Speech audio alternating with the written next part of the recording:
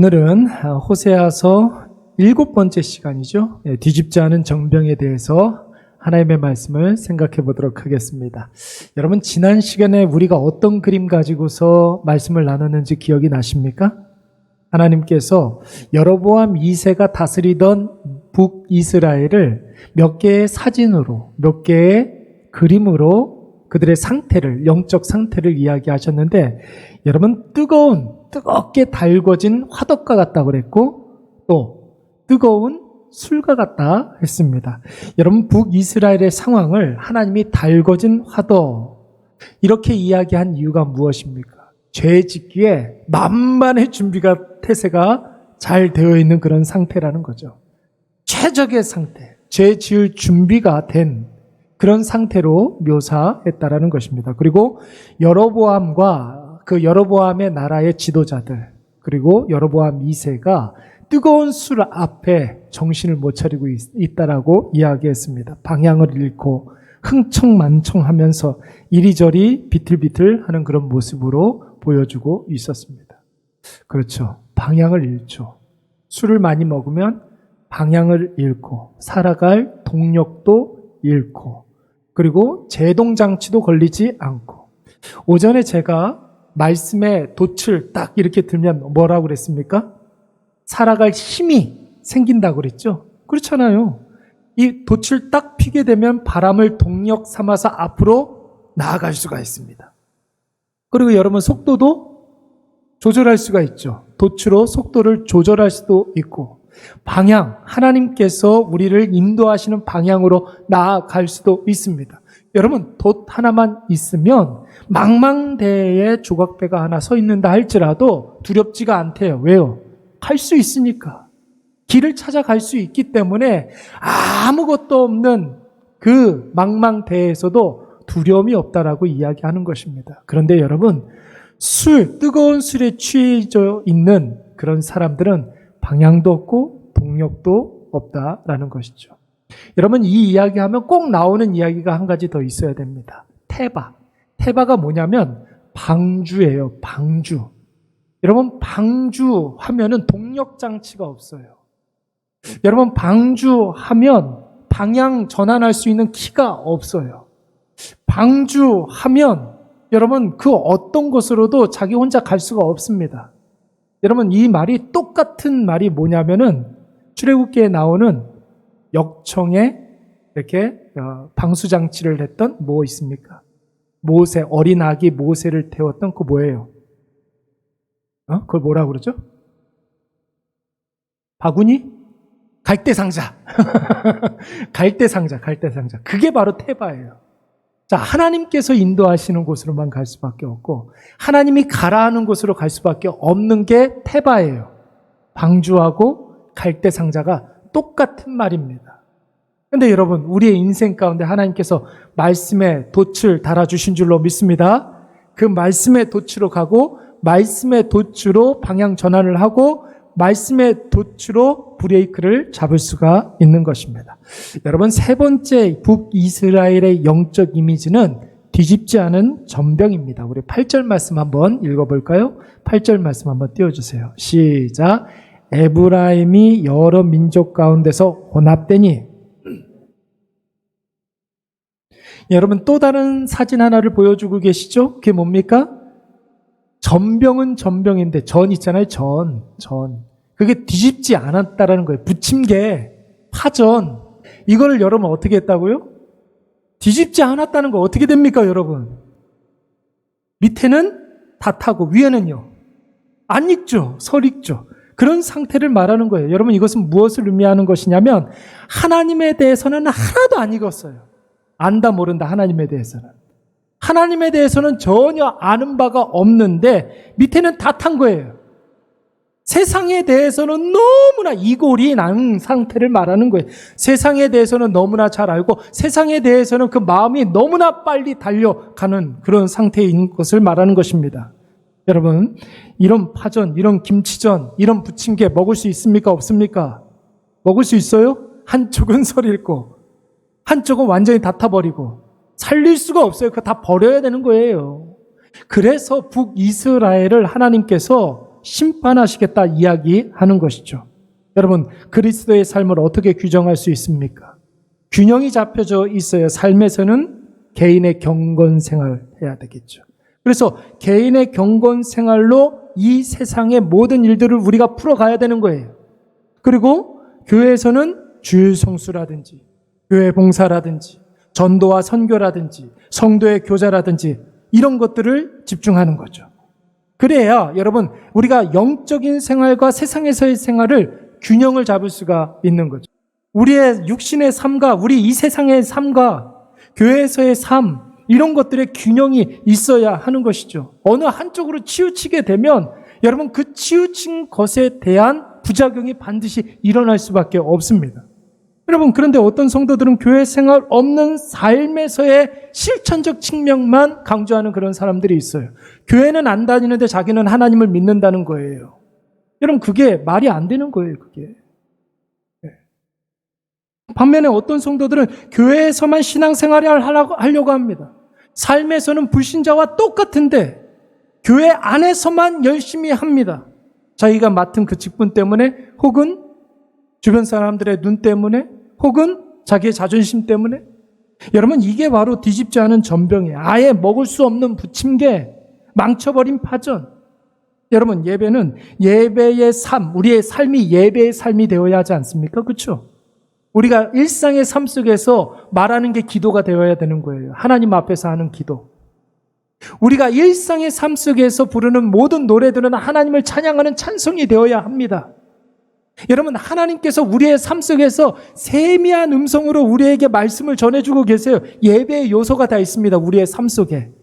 여러분 그것을 연습하고 그것을 여러분 그렇게 삶 속에서의 예배로 받아들일 수 있는 연습이 훈련이 바로 주일날 드리는 예배예요.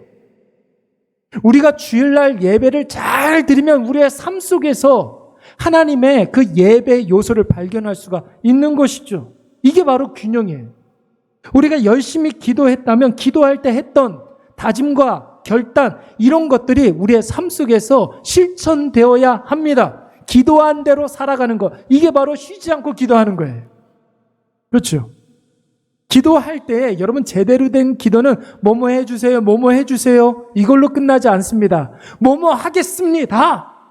뭐뭐 말씀대로 이렇게 하겠습니다. 결단하는 게 진짜 기도란 말이에요. 그 결단한 대로 우리의 일상의 삶 속에서 기도 시간에 내가 결단한 대로 살아가는 것 이게 바로 쉬지 않고 기도하는 것이죠. 말씀을 깊이 묵상하고 말씀의 은혜를 많이 받았다면 그 말씀의 능력은 자신의 개인의 삶 속에서 나타나거든요. 그것을 체험하는 것입니다. 그렇죠? 여러분 우리의 믿음이 오늘 아침에 어디에서부터 시작된다고 그랬어요? 말씀에서부터. 말씀이 내게 임하면 내 마음속에 믿음이 생긴단 말이에요. 그러면 내 마음의 주인이 누가 된다고요? 예수 그리스도. 그 예수님께서 가라 하시는 곳이 어디예요? 우리가 피하고 싶은 그곳으로 가라는 거예요. 예루살렘으로 가라는 거예요. 예루살렘으로 가서 예루살렘에서 내가 해야 할 일들을 감당해야 된다는 거죠. 여러분 그들이 이 엠마오로 가던 그 두 제자가 예루살렘에 가서 갔던 곳이 어디였습니까? 12명의 제자들이 모여있는 모처였습니다. 거기가 어디냐면 마가의 다락방이에요, 여러분.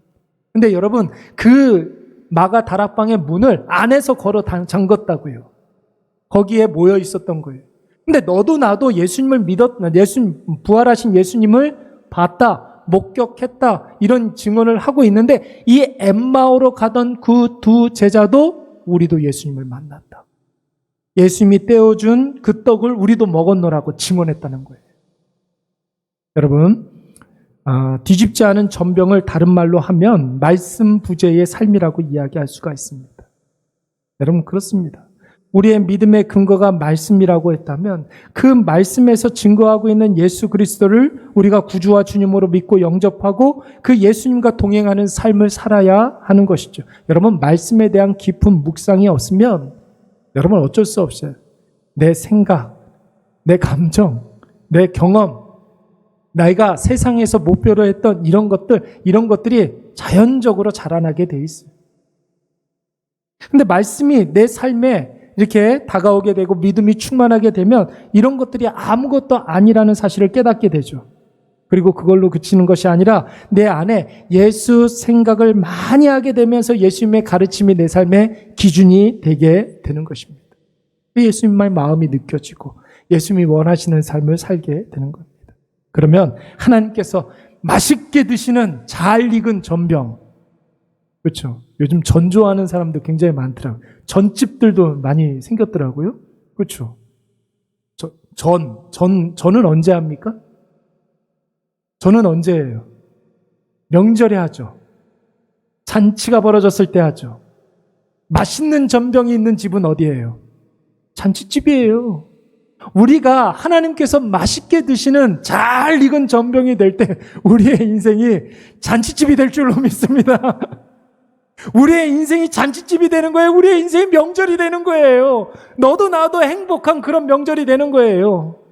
여러분, 말씀으로 충만해서 그 믿음으로 살아가서 잘 익은 전병이 되어서 하나님께서 맛있게 드실 수 있도록 여러분 잘 준비되시기를 바랍니다. 네 번째 그림은 여러분 비둘기. 예. 자, 11절 말씀 볼까요? 에브라임은 뭐와 같대요? 어리석은 비둘기 같다는 거예요. 그냥 비둘기가 아니라 어리석은 비둘기와 같다는 거. 왜 어리석냐? 지혜가 없어서 애굽을 향하여 부르짖으며 아스르로 가는도다 그랬어요. 어리석은 비둘기가 같아서 어떨 때는 애굽에 가서 붙고 어떨 때는 아수르에 가서도 붙고 이랬다는 것입니다. 여러분 어떤 성경에서 이렇게 보니까 그러니까 좀 이렇게 세번역 같은 성경 있잖아요. 현대인의 성경 뭐 이런 거 있잖아요. 거기 이렇게 찾아보니까 죄송합니다. 여러분들 용서하고 들으세요. 거기에 그대로 그렇게 번역되어 있으니까 이 에브라임은 여러분 북이스라엘을 말하는 거예요. 에브라임은 새 대가리 같아서 이렇게 나와 있어요. 너무 재밌는 표현이죠. 여러분 대가리라는 말은 짐승의 머리를 표현할 때 대가리라는 말은 표준어예요. 그게. 근데 새 대가리 같아서 그랬어요. 새는 뇌가 조그맣잖아요. 그렇죠? 그래서 금방 잊어먹는다는 거예요. 누가 자기 편인지를 모른다는 거예요. 애굽이 자기 편인지 아수르가 자기 편인지를 모른다는 거예요. 어리석은 비둘기 같아서. 난 놓고 기억자도 모르는 하도 어이가 없어서 실수만 나오는 경우 어리석은 비둘기와 같다. 이런 표현을 쓰는 거예요. 여러분 북이스라엘뿐만 아니라 남유다도 멸망 직전에는 다 똑같은 양상이었습니다. 주변 열강에 의해서 국유원이 분열되는 거예요. 이스라엘을 둘러싸고 있는 열강들 뭐가 있었습니까? 이쪽에는 아수르가 있었고 이쪽에는 바벨론이 있었고 이쪽에는 애굽이 있었어요. 난다긴다 하는 그런 나라들이었어요. 근데 여러분 북쪽 이스라엘도 마찬가지고 남쪽 유다도 마찬가지고 멸망 직전에는 애굽 가서 붙어야 된다. 애굽한테 도움을 청해야 된다. 이렇게 얘기하는 사람들도 있었고 어떤 사람은 아수르에게 도움을 청해야 된다. 이렇게 얘기하는 사람들이 있었어요. 자기들끼리 싸웠단 말이에요. 그게 멸망의 원인이었다는 거예요. 지금 어느 나라 이야기하고 있습니까? 북이스라엘 이야기하고 있죠? 아니요.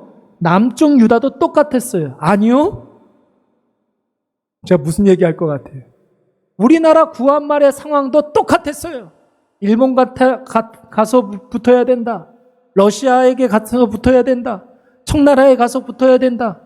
그러니까 모든 나라의 멸망 직전의 상황이 다 어리석은 비둘기와 같은 그런 상황이라는 것이죠. 애굽은 도울 힘이 없고 아수르는 너희를 잡아 삼키려는 존재다. 어디 가서 붙냐? 붙기는. 이런 뜻입니다.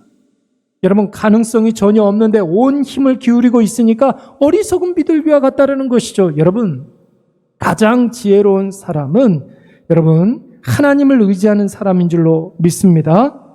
하나님을 의지하고 세상에 기웃거리지 아니하고 사람을 의지하지 아니하고 하나님께 기도하면 하나님께서 해결해 주시는 줄로 믿습니다. 우리가 생각하는 때는 지금이잖아요. 지금은 가장 좋은 때가 아니에요. 근데 하나님께 기도하면 하나님께서는 가장 좋은 때에 그 기도를 사용해 주신다는 거죠. 여러분 이것은 개인의 역사 속에서도 증명된 바이지만 여러분 모든 나라들의 증명된 하나의 사실이에요. 하나님을 의지하는 삶.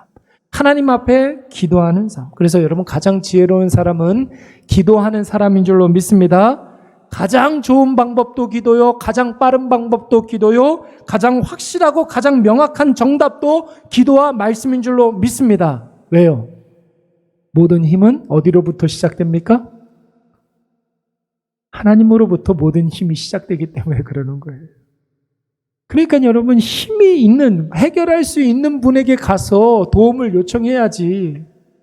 해결할 수 없는 사람한테 도움을 요청하면 오히려 잡아먹힌다고요. 북쪽 이스라엘 지역에 가면 여러분 세겜이라는 곳이 있어요.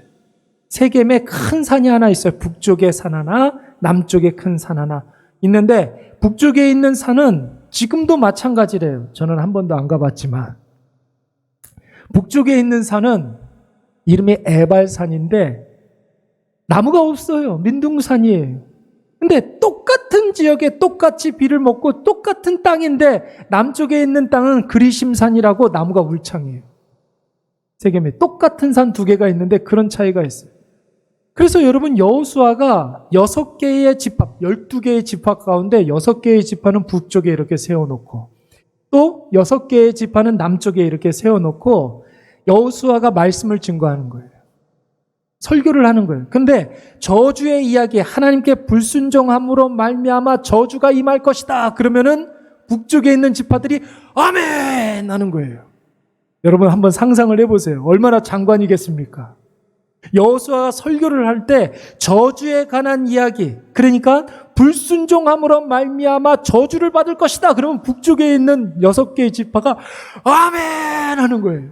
그리고 순종함으로 말미암아 하나님께서 복을 주실 것이다. 그러면 남쪽에 있는 6개 지파가 아멘 하는 거예요. 여러분 순종할 때 하나님께서 복을 주시고 불순종할 때 하나님의 저주가 임하는 줄로 믿습니다. 여러분 기준이 뭐예요? 기준이. 순종과 불순종의 기준이 뭐예요? 말씀이잖아요. 말씀. 내 기분이 아니잖아요. 내 판단이 아니잖아요. 말씀이에요. 말씀의 사람, 순종의 사람, 하나님 편에 서 있는 사람에게는 하나님의 복락, 하나님의 은혜, 하나님의 도움이 있을 줄로 믿습니다. 여러분 이것을 아는 사람이 가장 지혜로운 사람이라는 거예요. 그래서 여러분 젊은 사람들은 이게 잘 느껴지지가 않아요. 그래서 교회에 연세 드신 분들이 많아야 되는 이유가 뭐냐면 나이를 먹어가면서 인생의 연륜과 경륜이 쌓이면서 이게 진짜 파노라마처럼 이게 내 인생을 통하여 이게 확실해지거든요. 이게 확실해진 사람들이 있는 그런 교회가 든든한 교회가 되는 거예요. 그래서 여러분 잠언의 말씀에서 뭐라고 그랬습니까? 여호와를 경외하는 것이 지식의 혹은 지혜의 근본이거늘 그랬어요. 여러분 사람은 여러분 원인을 제공할 수 있는 존재가 아니에요. 사람의 한계 3가지 제가 이야기했잖아요. 그렇죠? 사람의 한계 3가지. 능력의 한계, 의의 한계, 생명의 한계. 사람은 한계투성이어서 자기 스스로 뭔가 원인을 제공할 수가 없어요. 모든 힘은 하나님께로부터 나오는 것이기 때문에 우리는 순종하는 존재이냐 아니면 불순종하는 존재이냐 딱 이 2가지 종류의 인생으로 나뉘어지는 거예요. 그래서 여러분 야고보서 1장 17절 말씀에 보면 뭐라고 그랬습니까? 온갖 좋은 은사와 온전한 선물이 다 어디에서부터? 위로부터 빛들의 아버지께로부터 위로부터 계시는 빛들의 아버지께로부터 내려오나니 그는 변함도 없으시고 회전하는 그림자도 없으시니라. 하나님께서는 불변하시고 하나님께서는 무오하시고 하나님께서는 영원하시고 하나님께서는 편만하시고 무소부재하시고 하나님께서는 전지전능하시고 영원하시고 계속할까요? 이 하나님이시기 때문에 여러분 온갖 좋은 것이 하나님께로부터 내려오는 줄로 믿습니다. 그러니까 여러분 우리가 기도하는 사람이 가장 지혜로운 사람이요 말씀으로 사는 사람이 가장 행복한 사람이 되는 것이죠. 말씀을 맺겠습니다. 하나님을 아는 지식이 없으면 여러분 사람이 방자에 향한다고 그랬어요. 세상에 이런 표현 참 멋있는 것 같아요. 방자해진대. 묵시가 없으면, 말씀이 없으면, 하나님의 비전이 없으면, 그림이 없으면 사람이 방자해진다고 그랬습니다. 오만방자. 무슨 뜻이에요, 여러분? 네? 무슨 뜻입니까? 오만방자, 교만하여서 청상천한 유아독종 이렇게 살아가는 사람을 말하는 것이죠. 네? 하나님의 그림이 없으면, 제가 오전에 봉헌하는 두 어린이를 위해서 기도할 때 뭐라고 그랬냐면, 하나님께서 저들을 위해서 큰 아름다운 그림을 그려가시는데, 아멘? 그렇죠? 여러분들의 손주들에게, 여러분들의 자녀들에게 하나님께서 아름다운 그림을 그려가시는데, 하나님 저들을 붓으로 사용해 주시옵고 물감으로 사용해 주시옵소서. 제가 그렇게 기도했어요. 기도해 놓고 너무 뿌듯했어요. 와, 너무 좋은 기도다. 하나님 내 손주를 물감으로 사용해 주시고 붓으로 사용해 주시옵소서. 여러분, 그거예요. 여러분, 하나님을 아는 지식이 없으면 백성이 어리석어지는 거예요. 하나님의 말씀이 없으면 어디로 가야 할지, 어떻게 해야 될지, 무엇을 해야 될지 모르게 됩니다.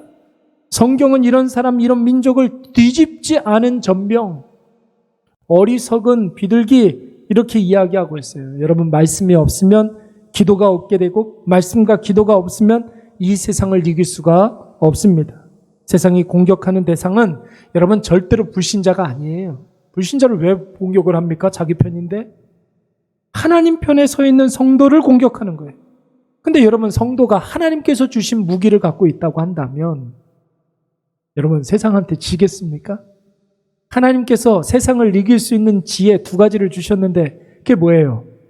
말씀과 기도. 기도와 말씀이 되는 거예요. 우리 앞뒤 좌우에 계신 분들하고 한번 인사하도록 하겠습니다. 말씀으로 승리합시다. 기도로 승리합시다. 시작. 말씀으로 승리합시다. 기도로 승리합시다. 여러분, 말씀과 기도로 우리가 무장하지 않으면 백전백패예요.